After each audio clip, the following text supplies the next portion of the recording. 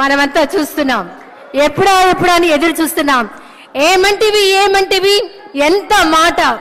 ఆచార్య దేవ విశ్వవిఖ్యాత నట సార్వభౌమ ఎన్టీఆర్ గారి అమోఘమైన అద్భుతమైనటువంటి ప్రపంచమంతా పేరు ప్రఖ్యాతులు సంపాదించినటువంటి ఒక దుర్యోధనుడి పాత్రను ఇప్పుడు మనమంతా వీక్షించబోతున్నాం.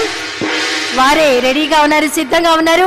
శాసనసభ ఉపసభాపతి RRR గా ప్రసిద్ధి చెందిన శ్రీ కె రఘురామకృష్ణన్ రాజు గారి దుర్యోధన ఏకపాత్రాభినయం. ఒక్కసారి మనం ముందుగానే కర్తాళ ధ్వనులు అందిద్దామా సార్, ప్లీజ్.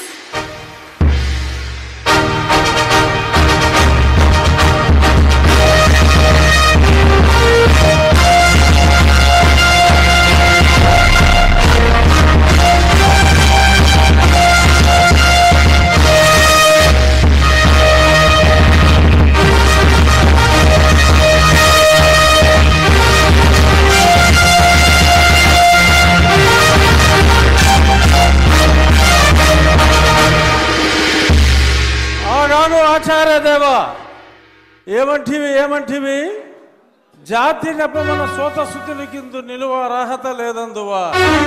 ఎంత మాట. ఇది క్షాత్ర పరీక్షయే గాని క్షత్రియ పరీక్ష కాదే. ఇది కుల పరీక్షయే అందువా. నీ తండ్రి భరద్వాజుని సంభవం ఎట్టిది. అతి దుముక్షాకరమైన నీ సంభవం ఎట్టిది. కులలో పుట్టిదివి కదయ్యా, నీదే కులము. అంతేగాక ఈ మా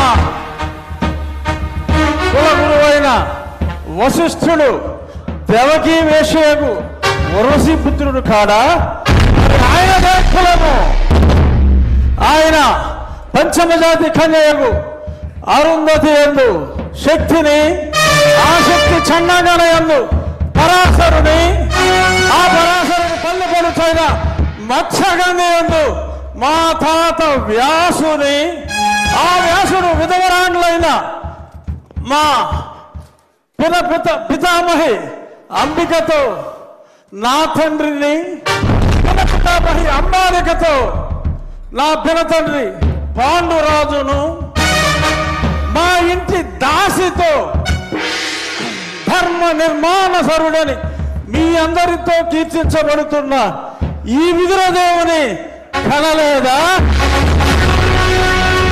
నాతో చెప్పిందేమయ్యా. భక్తి క్షత్రబీజ ప్రాధాన్యములతో సంకరమైన మా గురువంశము ఏనాడో కులహీనమైనది. నేను కులము వ్యర్థవాదములకు